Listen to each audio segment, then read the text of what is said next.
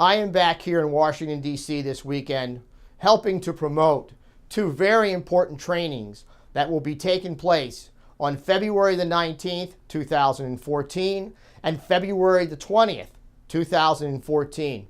One in Washington, D.C. and one in Baltimore, Maryland.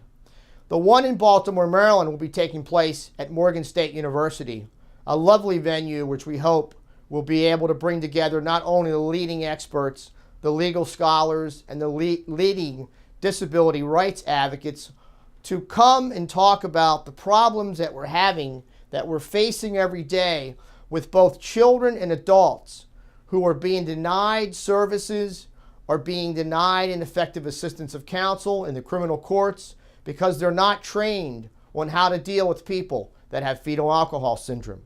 They're not trained how to recognize people with fetal alcohol syndrome, and they're not trained on what experts to use to get a proper diagnosis. The training that will also take place in Washington, D.C. will take place at the Public Defender's Office there.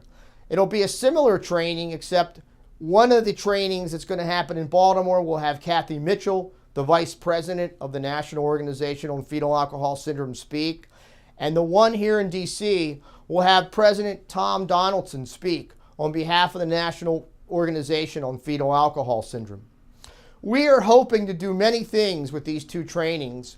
One is promote legislative policy to try to change the federal definition of what constitutes a developmental disability, because too many children and adults are being denied services who were born with brain damage due to the mother drinking during pregnancy.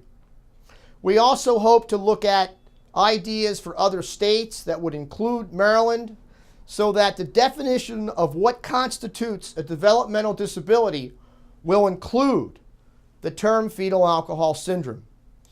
For example, in the state of Minnesota, their definition of what constitutes a developmental disability includes the term fetal alcohol syndrome.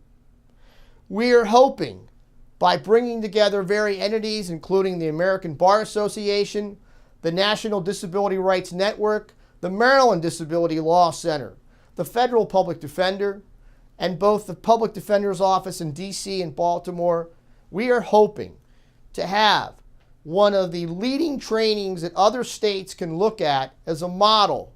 And we're also hoping to take away from these trainings some ideas of how we can advocate better on behalf of people with fetal alcohol syndrome.